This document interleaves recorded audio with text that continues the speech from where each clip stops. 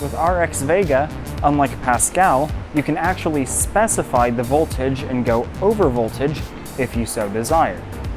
RX Vega also has rapid packed math. You can flash the BIOS on an RX Vega 56 so that it clocks as high as a Vega 64, tutorial on how to do that over here. There's an RX Vega with a 2 terabyte solid state drive built onto it in the RX Vega SSG, and it has the high bandwidth cache controller, or HBCC for short. And that's what we're going to focus on today. So when AMD originally debuted the HBCC in their keynote speech, the demo they used was with a 4 gigabyte card and a game that wanted more than 4 gigabytes of video card memory. So there are no 4 gigabyte RX Vega cards. There's only 8 gigabyte RX Vega cards as of October 2018.